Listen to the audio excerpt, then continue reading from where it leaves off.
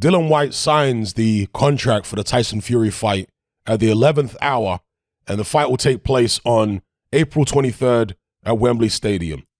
Now, most people, I think, expected Dillian Whyte to sign at the last minute, and they believe this to be a tactic for him to get more money and get a better deal and try and do whatever he can before he has to put pen to paper.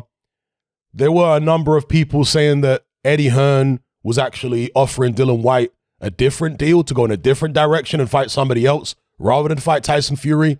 Now, Hearn has denied this vehemently. He said it's a load of, well, you know what? But that doesn't mean that he's actually telling the truth.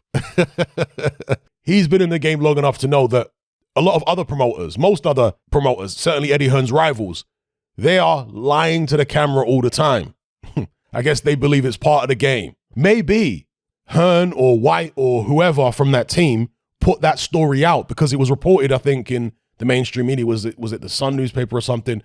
Maybe, of course, newspapers make stuff up on a regular basis, but maybe it was actually made up by somebody in the Whyte team to try and spook Team Fury into giving them what they wanted by way of more money or better percentage, whatever the case may be, right? Some upside. So if they can put this idea in Team Fury's head that, oh my gosh, they're going to go in a different direction and we're going to miss out on a big payday and so on and so forth, then maybe Team Fury will give more money. Anyway, another interesting thing here is that Tyson Fury will box as an overseas fighter.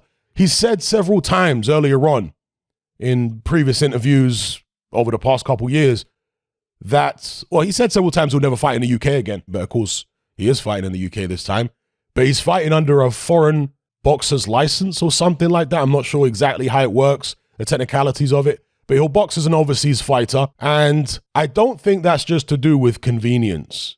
I think that it's this long-held grudge that Tyson Fury has with the British Boxing Board of Control regarding that UCAD situation. Maybe he feels like UCAD or the British board, who are connected to UCAD, they're separate organizations, but they work together very closely. And Tyson Fury seems to think he can't trust those people. Also, Tyson Fury being based in America for the past couple years, he's bought a home out in America. He seems settled there. And I think he likes the fact that his type of character, very bombastic, controversial, and so on, is seen as more acceptable in the United States. In the UK, things are a lot more PC, and he doesn't like that. And I can understand that part, to be honest. I can understand not liking the whole PC culture, particularly in the media. Obviously, the general public are not always so PC, but the media are all very PC and so on, and Fury doesn't like all that. So in America, there's less of that. And look, there's still a lot of awful nonsense in the media in America. But because it's such a big country, there's more variety in the media. You don't just have the extremely hyper PC stuff. You've also got stuff which is what, compared to the UK, would be considered more edgy. Long story short, Tyson Fury is boxing as an overseas fighter against Dillian Whyte.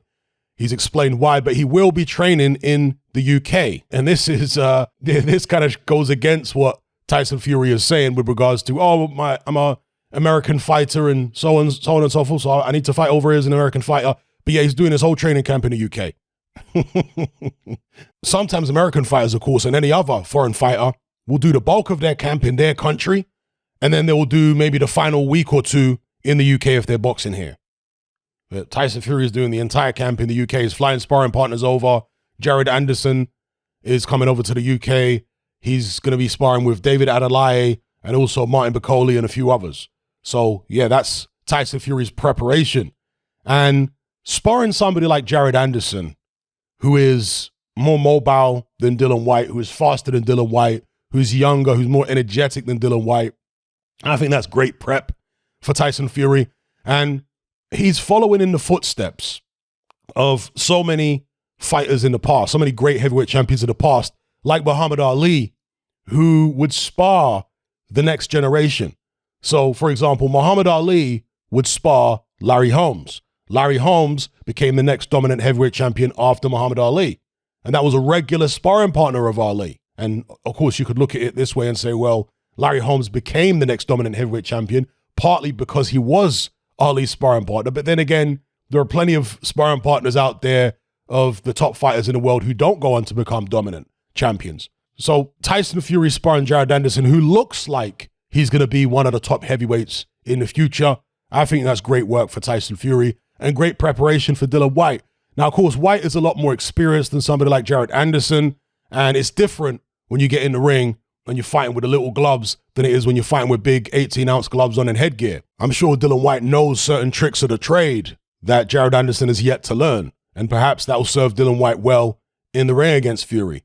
But from a mobility perspective, it's obviously night and day between Dillian Whyte and Anderson. And with all that being said, we've heard stories of Jared Anderson actually giving Tyson Fury the business in sparring. So who's to say that Fury's actually getting the better of those sessions?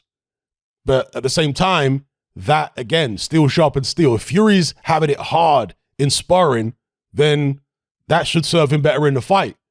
You know, if he's used to someone who's much faster than Whyte, much more athletic, then, again, it's going to help him in terms of not just offense and landing shots, but defense when he's in there against somebody who's much faster. But with that, all that being said, again, Dillian Whyte does have that left hook.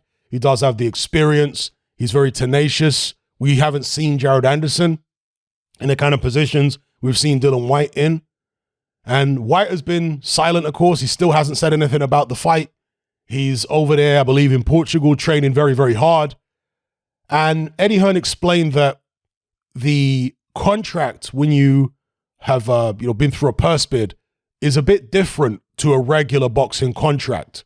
So it's got certain rules in place that the two parties didn't necessarily put in there. These rules are put in place by the WBC. It's part of their standard purse bid contract. So Eddie Hearn is saying that basically Dillian Whyte is not obligated to attend press conferences, because this is one of the things that the Fury team have been saying, that Dillian Whyte is acting like he's not going to attend press conferences. He wants more money for that. Well, if he's not obligated to, you can see why. Because for one, he's in training camp and he doesn't want to have to come back and forth from Portugal to the UK. And for two, he has been treated by the WBC and by, I guess he feels, maybe Team Fury in a way which isn't congruent with his status as interim champion. And so he's saying, okay, if you lot are going to go by the book and shaft me, right? Basically, that's, I imagine how he feels. If you lot are going to go by the book and shaft me, well, I'm going to go by the book too. How about that? Yeah, I'll only do what I'm contractually obligated to do. I won't turn up to any of the press conferences. I'll just turn up on fight week. Perhaps that's Dillian Whyte's mindset. Now, obviously, I can understand why he would feel that way and why he would do that. But the reason that Dillian Whyte, or I have to imagine part of the reason why Dillian Whyte, a large part of the reason why he's been treated the way he is because he's been so bullish with the WBC. He's been so aggressive with them. And that relationship, which used to apparently be okay, has now turned hostile, mutually hostile, right? So they're not going to do him any favors. They haven't done him any favors up to this point. And in the fight, you have to imagine they're not going to do Dillian Whyte any favors by way of judges, referee, all this kind of stuff, perhaps the canvas. And maybe Tyson Fury learned some trickery off the Klitschko's and he intends to use it on Dillian Whyte, all that kind of thing. So I can't imagine they're going to do Dillian any favors, but he's a tough man. I'm sure he'll manage to get himself where he needs to be psychologically in order to deal with whatever he has to deal with in the ring. But I still feel that Tyson Fury is going to win this fight. I think Tyson Fury knows how dangerous Dillian Whyte is, having sparred him a number of times. According to Dillian Whyte, he dropped Tyson Fury.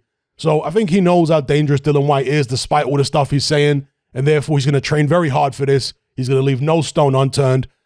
I'm actually expecting Tyson Fury to be in better shape for this than he was for the Wilder fight. Maybe he'll prove me wrong, but I'm expecting him to be in better shape than he was for the last Wilder fight. Because I think he knows Dillian Whyte is a different kind of fight to Wilder, and he knew Wilder. From the first fight, he knew him. He knew what to do against him. The second fight just blew him out of the water. The third fight, I think Tyson Fury got a little lackadaisical, to be honest, because the second fight was so easy. It's hard to get up in the same way mentally when you're just blowing a guy out the water for the third fight. And so when all these people were saying, "Oh, man, no, Tyson Fury looks more up for this fight than ever before," at the press conferences, dude, all the shouting, with the greatest of respect, you're unable to see when someone's acting. I could tell in it by his body language and by his facial expressions, and that aggression that he was showing on the stage against Wilder, that wasn't genuine. That was him putting on a show, and that was maybe him trying to get himself more up for the fight because he didn't feel inside that he was as keyed up as he was for the second fight. And indeed, his trainer, Javon Sugar Hill, said after the fight that preparations, he basically suggested preparations for the third fight didn't go as well as they did for the second fight, and Tyson Fury wasn't quite as motivated. And to me, it showed all the way through the build-up for the third Wilder fight. But somehow other people were taken in by Fury's act, where he was acting like, oh, you know, him and Shane running around on the stage. To me, it's just all acting. In the second fight, you could see in Fury's eyes that he was keyed up. In the third fight, the same look in his eyes wasn't there. His body wasn't in quite as good condition, and, you know, whatever. But I think here for this Dillian Whyte fight, he'll be more up for it again. It's a different opponent, different problems to sort out with regards to what to watch out for, and a different power punch, of course.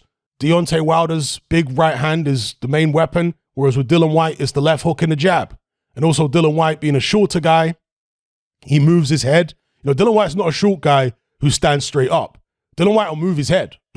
You know, when you're exchanging punches, when Dillian Whyte's coming forward, he's not good at moving. He's not like Derek Chisora, who can come forward moving his head. Dillian Whyte has to be stationary to move his head. Yeah, from what I've seen over the years in his career. When he's exchanging punches with you, that's when he'll slip and roll and all that kind of stuff. But when he's trying to walk you down, he doesn't really move his head that much. He hasn't mastered that ability. And I'm thinking back, for example, to the Robert Helenius fight, where he was walking Helenius down, but there wasn't any head movement there. There wasn't much head movement, you see. So he has to be stationary before he can do all that slipping and sliding. So it's going to be an interesting fight. I look forward to it. It's good to see Tyson Fury fighting a mandatory, something which doesn't happen when you're just the mythical lineal champion. You actually have to have a belt to be forced to face a mandatory, one of the top fighters in the world. So it's good to see that. It's good to see him fight somebody who isn't Deontay Wilder and just keep milking that particular rivalry forever. And now he's fighting Dillian Whyte. Let's see what he can do with him. Let me know what you guys think in the comments below about this particular fight.